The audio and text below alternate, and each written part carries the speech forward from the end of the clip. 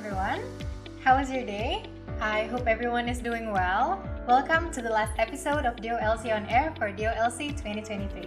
DOLC, or Days of Law Career, is an annual law event known as the biggest law job fair in Indonesia, held by Career Development Department of BMFHUI to accommodate the needs of law students and graduates in Indonesia in becoming future legal practitioners by providing information and insights regarding job opportunities, internship, and higher education seeking. Furthermore, DOLC also connects them to job providers such as law firms, government institutions, non-governmental organizations, companies, and academic institutions. DOLC on Air is a podcast made by DOLC that provides information and insight, as well as to become a platform for law students to gain projections of the world of work after they graduated from their studies. Whereas on this episode, we'll be talking about Get to Know Legal Career Path, Government Employees or PNS edition. I am Farsha Zahrayanti and I will be your moderator for today. Before we start, I would like to introduce our speaker for today's DOLC on Air. Our speaker for today is Mbak Sherley Mega Sandiori. Mbak Sherley is a diplomat at the Office of the Indonesian Minister of Foreign Affairs. Mbak Sherley has a special interest in public international law, a field she studied during her undergraduate program at FHUI and also at Harvard Law School, where she got her LLM degree. In 2019, she received the Best Graduate title in the Ministry's Diplomatic Training Program. She began her Foreign Service Officer career in the Director General of Legal Affairs and International Treaties in 2018. Previously, she immersed herself in many different international fora. She once represented Indonesia before the German Chancellor at the 2017 G20 Youth Summit. She also worked with the International Committee of the Red Cross as an associate in its regional delegation. In her undergraduate study, she also earned the 2016 Most Outstanding Student recognition from FHUI and once represented the university for Harvard National Model United Nations in Boston. Now please welcome our speaker, Mbak Sherley. Hello Mbak Sherley, how are you? Hello, great to meet you guys. Nice, I'm great. How are you? I'm great, thank you so much, Mbak. Glad to hear that you're fine too. Maybe we can proceed to our discussion, yeah, Mbak? Sure. Firstly, I'd like to know, maybe you can tell us and our listeners, what are the difference between a diplomat and a government employee? Are they the same thing or not? Okay, first thing first, back when I was actually trying to enroll myself in the ministry, I had no idea what was the difference. So, good question. The difference was actually, so as a government official, you have lots of paths that you can go to. And the one that you can actually go for an international service meaning, when you want to be posted in foreign missions, when you want to be posted in international organizations, that is the path if you want to go for the Ministry of Foreign Affairs. But for example, other government official positions in the Ministry of, say, Finance, Ministry of Environmental Affairs, Coordinating Ministry of others, it wouldn't actually necessarily make you be posted in one of those missions abroad and or IOs, but you can be going there for missions, you can be going there for just business trips. But the one posted in our Indonesian missions for the United Nations, for embassies and or for consulate generals are only diplomats as of now.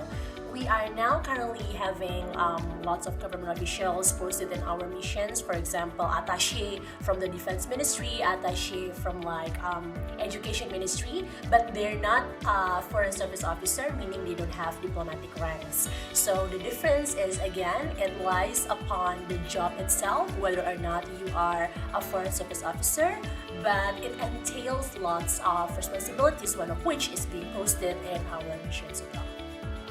I see. So a diplomat has a bigger international exposure. And as well as responsibilities, because when you go for postings, you are there permanently, meaning for 3.5 years, for 4.5 years. But if you're just going there for a business trip, it means that you're only there for one mission, right?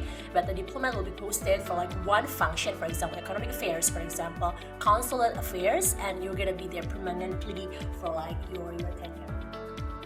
I see. That's actually a very interesting fact. Thank you so much, Mbak.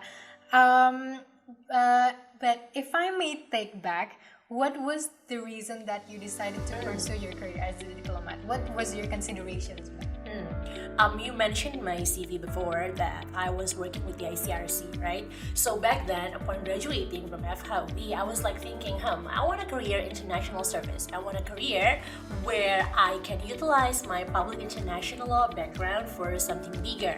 And I went to ICRC because I felt like it was the culminating point of, sharpening my international human rights law portfolio and or human rights.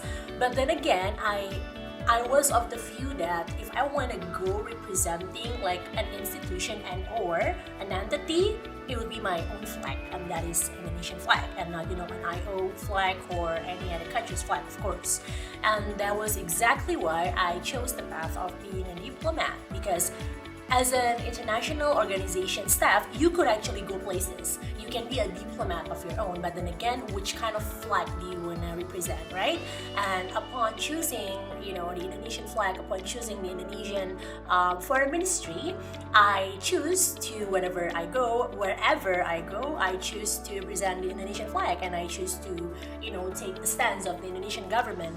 And I think that's the kind of responsibilities I would like to take up back then, and that's also the kind of responsibilities I am willing to continue taking up to.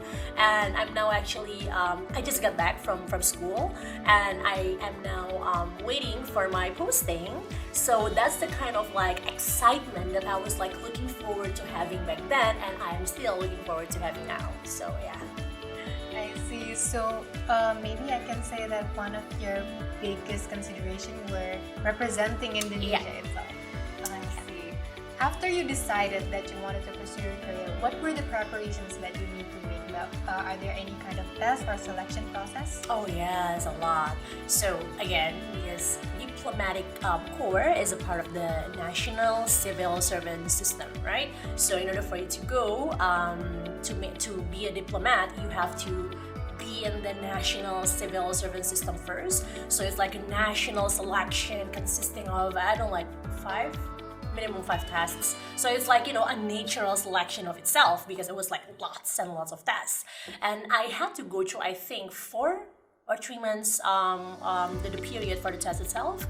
And after that, then the only selection where the Minister of Foreign Affairs was taking in charge of was only one. It was the interview, but the rest of it was like, centralized by the National Agency for Civil Servants. So it was a very robust and also rigorous selection, national process. But I pretty much enjoyed all the process, because by, doing so, I got to familiarize myself with the bureaucracy and with the national system as well. That's the kind of challenge that I was also being okay with. So I had to dive head into it, dive deep into it, and then I understood that was the path I was taking. I went through all the selections, and 3 months later, I was in the system until now. So there were many considerations, not only in terms of preparing your, I can say substantive preparation, but also your mentality. Of course, yes. And also physical, because it was like lots of hassles, and I was not like taking break from my previous job back then. I was not like taking leave, so it was like a test of your endurance, like how much did you want that, Yeah, that must be challenging for you.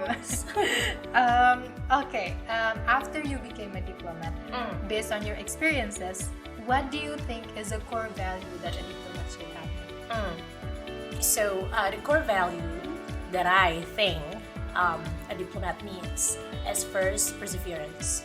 I have no idea how does it feel to work in other agencies and or ministries, because again, my experience was like in private law firms back then, and then IOs, and then Minister of Affairs. So for a diplomat, I felt like back then I didn't know that to be a diplomat you have to be a civil servant, to be a PNS, So I was just like, thinking of these luxurious trips, presenting the government of Indonesia to, meetings, conference, because I did lots of MUN when I was in FHOE, and I was like, ooh, I think this is cool and everything, but it comes with a price of, conforming into a system in which it has lots of improvement, cannot lie, but it still, has rooms and rooms for more improvement in the future.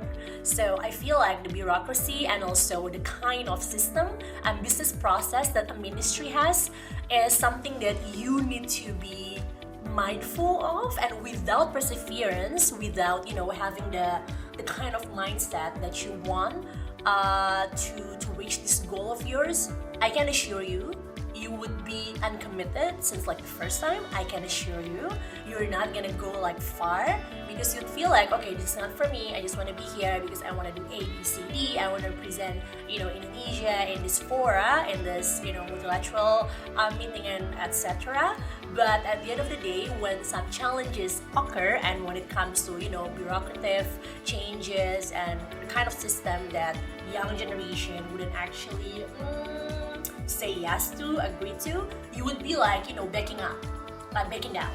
But because I felt like, that was the kind of commitment that I had in the first place, and that was the kind of commitment that I still have now, and I want to continue having.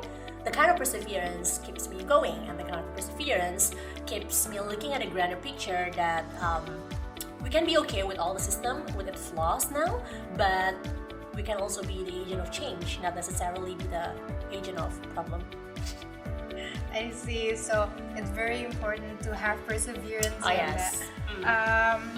Well, coming from the many unexpected experiences that you actually mentioned being a diplomat, maybe you can explain a little further, but so our listeners would have a grasp of what it's actually like. The challenges, you mean, or like the day-to-day life? Maybe it can be either of both. Okay. Regarding the unexpected that you didn't think existed in Okay. diplomat. Yeah.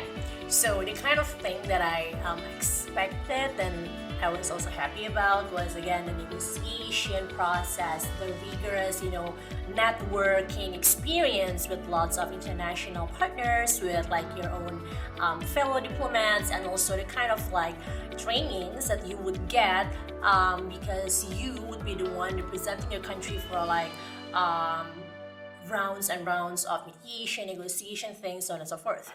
And I felt like, because I spent my first year in the ministry, in this Directorate General of Legal Affairs, I felt like what I had in FHOE was like so enough, I felt like FHOE gave me lots and lots of knowledge for that, so I was prepared. So I was like, okay, this is cool. I expected this, and there was like a very smooth transition between FHOE from this little cocoon in Depok and then going all the way to Jambon. I was like so comfortable. It was like almost no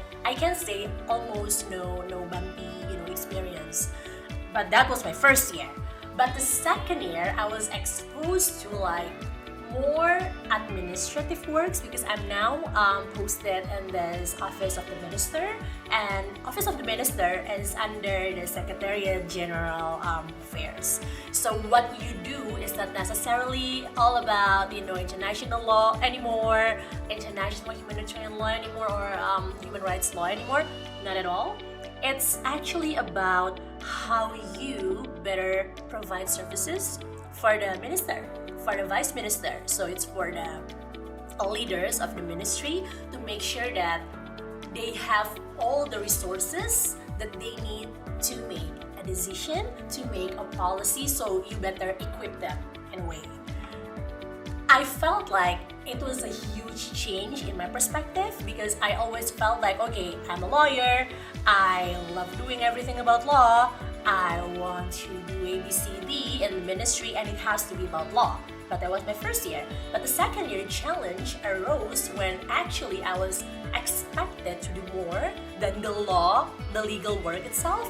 I was expected to do, for example, make a brief international relations like policy, and I was like, I don't know UIR, but okay, and I have to like be able to equip myself with historical, social, cultural, environmental, everything mold into one, because again, you have to better equip your seniors and your superiors for them to make a policy brief, for them to make a sound, a brief for their own superiors, for example, from the minister to the president, stuff like that. And it was a challenge because I was exposed to extra legal work in a way, but at the same time something that was not off my portfolio. And on top of that, this administrative work, because you're now under Secretary General, it was lovely. I love doing what I'm doing now. It was just not for everyone, because for example, you're a lawyer yourself, Arsha, and we are expected to do everything like pretty much like and white-ish. So you have like a reference, you have a code, you have a regulation that you can always refer to. But then again, in a realm where everything was like of discretion, you have to be the one, like creating your own decision. But at the same time, you have to answer to the system in which pretty much there is no, room for more flexibilities. So that's a challenge. And I felt that the Minister of Foreign Affairs, it has lots and lots of improvements in previous years, but at the same time, it has, more responsibilities, I feel, in the future to answer to the young generation that maybe it's time for you guys to take up more roles in the ministry, because the current system, it's empowering, but at the same time, we need more changes, one of which lessen the red tape bureaucracy and, provide more room for change. I see. So maybe I can conclude that one of your biggest challenges were actually adapting from a low-cultured environment to a much wider, wider context. So to put it like short, it's like you came from a specialist, background, and then voila, you have to be generalist again. Oh yeah, actually that sums it up really well. Yeah. Okay, thank you, Mbak. But maybe for a little more specific but brief explanation, can you mention the pros and cons of being a diplomat? Oh, sure. Yeah. The pros, you gotta travel. Cannot lie, I went to places that my own pocket wouldn't actually go for it. I just went back from Fiji, and trust me, you can go back and forth to the US for like 5 times, because it was like so expensive to go to Fiji, but I love the country. It was like a very enriching experience, and the agenda was to, embrace the network with our Pacific brothers and sisters, because Indonesia is now trying to, we push for this idea of a Pacific elevation to make sure that our Pacific friends, neighbors are empowered, in that way. But the kind of like traveling, you can go to like Singapore or like Australia, or you name countries like the US, the UK and everything. You can go places with your own budget, But with what I do, I get to travel to places in which I'm not sure I'm gonna go there by myself, but at the same time, when I'm going there for a reason that was not like, my own personal reason. It was like beyond me. It was to, again, empower our brothers, to make sure that they had a common understanding about what Pacific countries mean, so on and so forth. So lots and lots of traveling, and I love that. I love that. But the contra for this profession is, I think, that people expect you to be a professional in everything that you do, and that's okay. It applies to every other occupation as well. But at the same time, as a woman, as a female diplomat, the expectation, I think, is pretty much different with any other demand. Why? Because I think you guys know that as a diplomatic spouse, you are not necessarily allowed to work in every jurisdiction in the world. There are some jurisdictions that allow you to bring your spouse and they can work, but generally speaking, they don't, And we are living in a culture in which women are expected to work. Men are also expected to work, but when the woman is the one working and men are not, it still, raises questions, and they're still like, really, is that the case? Stuff like that. So I felt like the expectation is that you have to be professional, you have to be good at your job, but at the same time, understanding that you will be the one traveling, your spouse cannot work, you are also expected to, take care of your family, take care of your household. So I felt like the profession is really, really, really good in terms of empowering women, but we, again, rooms for improvement here and there, and I feel like it just, it differs from any other occupation that I know now. I see. So there's a cons, especially for female who Yes. aspires to be a diplomat, ya Mbak ya. So there aren't only benefits such as going to travel to places and meet new people. Of course. Yeah, there are also some considerations that needs to be made. Okay, thank you so much, Mbak, for sharing. So next, we're actually gonna enter the next session, which is the myth or fact. So how does it work? So I'm gonna be giving a few statements, and Mbak Sherley is gonna answer whether the statements are a myth or a fact. Okay. Okay, so shall we proceed then? Okay. The first one, diplomats have different passports from other people. Okay. Next, only students majoring in international relations can become diplomats. Myth. Okay. Next, face-to-face diplomacy isn't necessary anymore. I think it's myth. Next, a diplomat must have good public speaking. Myth. The last one, a husband of a diplomat is not allowed to work. Myth with a caveat. Okay, maybe you'd like to explain further about that. I think I just mentioned that, but in brief, not every jurisdiction actually, bans that. So you can work as a diplomatic spouse, as in husband, partner, but not necessarily every country will allow you to do so. So there's like a specific arrangement with Indonesia, the country in particular, if you want to sidestep that. But yeah, not in every country of the world. But I understand why that is a question of myth or fact, because generally speaking, countries don't allow it, but there are some exceptions. So with asterisk. Okay, I see. Thank you so much, Mbak Sherley, for answering the mini trivia. They're actually very interesting. We are now almost reaching the end of our last episode of DOLC on Air. But before we say goodbye to the audience, I would like to ask Mbak Sherley to maybe give some advices to the audience who maybe wants to pursue the same career path as you. So Mbak Sherley, it's all yours. Okay, so maybe you guys have heard lots and lots of discouraging points from my explanation to Fascia, but I felt like it is worth it, guys. The fact that I'm here now and being all talkative about what I do is a testament of how I love doing my job and how I love talking about my job. But at the same time, if you are thinking of going down this path, make sure that you have this room for, I think, introspection and lots and lots of self-checking. Do I want to go down this road?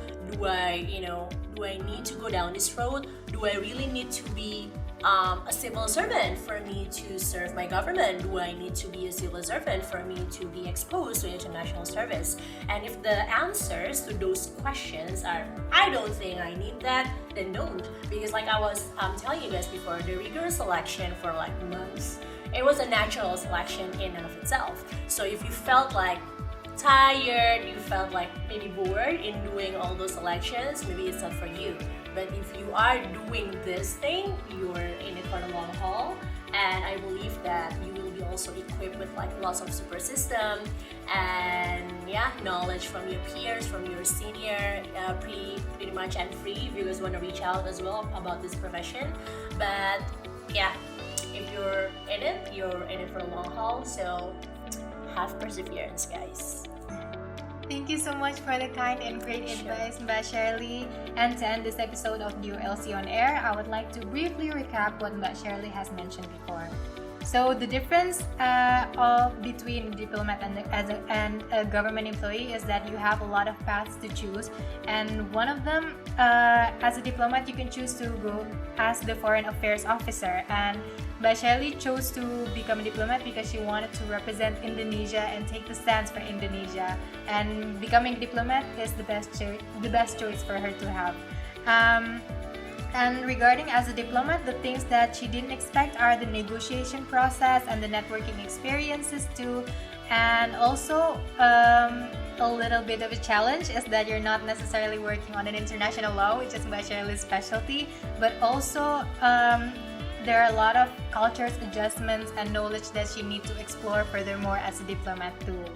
And Mbak Sherley also stated that there are plenty of stages to become a diplomat, including the national selection process, which is not easy, Mbak.